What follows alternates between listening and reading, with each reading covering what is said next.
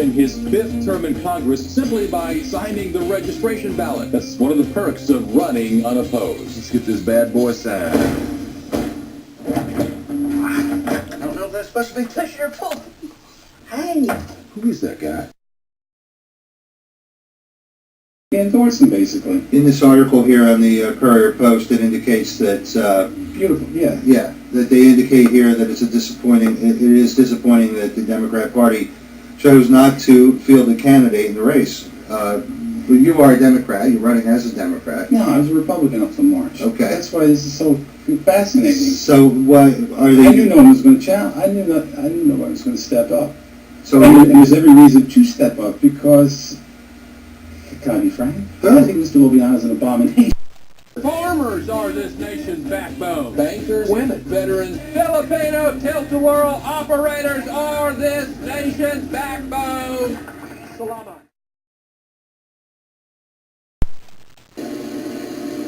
It's got to be part of comprehensive immigration reform that we talk about. I don't think this lends to a yes or no answer. Okay, thank you. I think we're talking about rounding up people and sending them home. Is what I think is the implied question there. Yeah. And what will we do? Is that what we'll do? Well, no, stop. Go ahead. This is Gary Stein. Good morning. Welcome to the front porch. Oh, hi, Barbara. It's nice to call in as an ex-candidate, and it would be right not to call in. The DREAM Act, that executive action with the president, and then yesterday with the Supreme Court. Can I give you some inside baseball on where I wasn't going to call in but some inside baseball on where the esteemed congressman stands on immigration? Well, let's make it brief because, go ahead, let you begin. When I was the Democrat candidate in 2010, I went to the Courier Post and I sat next to him at an editorial review board, and he was asked about the DREAM Act, and he wouldn't go on the record. He said it's got to be part of immigration reform, and I confronted him. But now 2 months later, he was on WOND with, of all people, the late, I'm sorry to say, April Kaufman, and she was asking him about the border because she had a home in Arizona.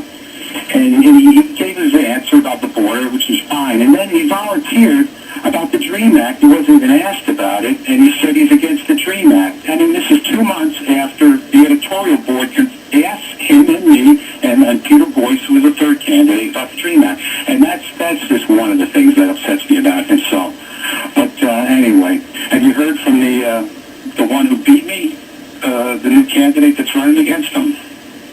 Her name is Miss Schubert.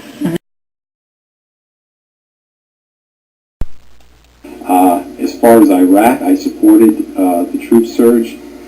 I thought the congressman supported the troop surge. I find out 6 or 7 months ago that he was against the troop surge in 2007, so I don't find it consistent with the statements he's making now about our situation in Afghanistan and Iraq. At a debate 2 years ago, I'd like to have I'll give up some of my time and maybe the congressman could respond to this. At a debate 2 years ago with Mr. Kurkowski, he gave the impression over and over and over again that he was for the troop surge.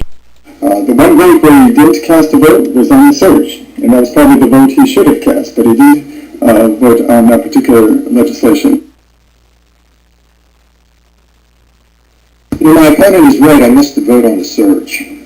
And I gave a lengthy statement on the floor of the House. And I don't know where his priorities in life are, but mine were with my wife's father, who died, and we went to the funeral. That's why I missed the vote. If that's not good enough for you, I'm sorry, I don't meet your standards. And very clear to me, in the ensuing months, March, April, May, June, that this was absolutely the right strategy to do. And that's what I supported, and my votes reflect that consistently. What was the right strategy? I'm sorry. Are we doing direct questioning here, or? Yeah, I'm sorry. I mean, is that? No. I mean, did I answer your question? Do you have any questions about my position or how I do want you to say clearly though. So all along you were in support of the troop surge from day one. I questioned the surge when it was originally announced. Mm-hmm. But when it came time to vote on a time from the immediate family, but I would oppose the Democrat initiative that was put on the floor, which was to oppose the troop surge.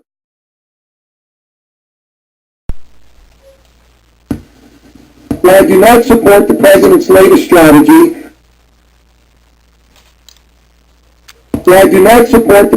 latest strategy,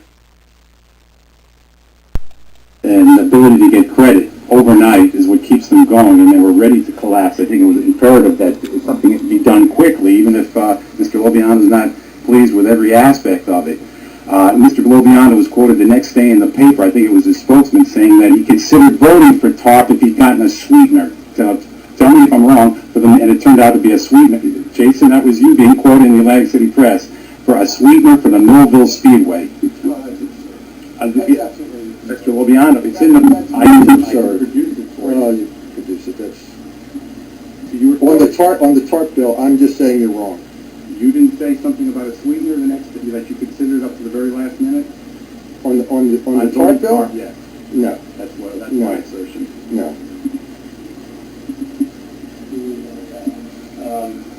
I like that.